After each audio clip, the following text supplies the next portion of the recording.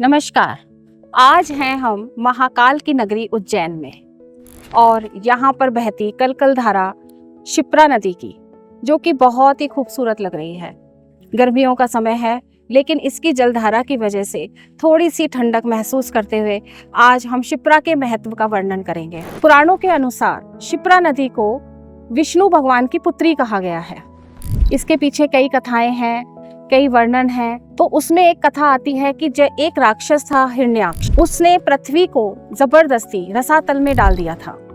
तो भगवान विष्णु ने वराह अवतार लेकर के पृथ्वी को रसातल से बाहर लेकर के आए, हिरण्याक्ष को युद्ध में पराजित किया और पृथ्वी को मुक्त करके जो उनके हर्ष की भावनाएं उनके दिल में जागृत हुई, उससे उनके अश्रु बह निकले।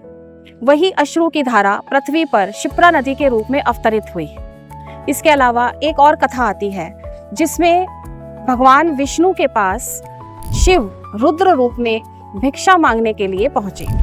अब जब वो वहां भिक्षा मांगने पहुंचे तो विष्णु भगवान ने उनको अपनी तर्जनी उंगली का इशारा करके मना कर दिया भिक्षा देने से, और इससे वो बहुत क्रोधित हो गए और उन्होंने विष्णु भगवान की उंगली ही काट दी।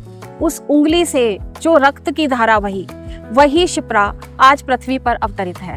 तो क्योंकि विष्णु भगवान के अंग से निकली, इसलिए इसको विष्णु की पुत्री कहा जाता है। शिप्रा नदी के किनारे हर 12 वर्ष में कुंभ का आयोजन किया जाता है। इस बार भी कुंभ सन 2028 में 27 मार्च से लेकर के 27 मई तक आयोजित किया जाएगा। अब उज्जैन में 12 वर्षों में कुंभ का आयोजन क्यों किया जाता है, इसके पीछे पूरा एक ज्योतिषीय गणना है। पूरे भचक्र का मतलब है कि 12 राशियों में जो गुरु का भ्रमण होता है, तो गुरु एक राशि में 1 वर्ष तक व्यतीत करता है।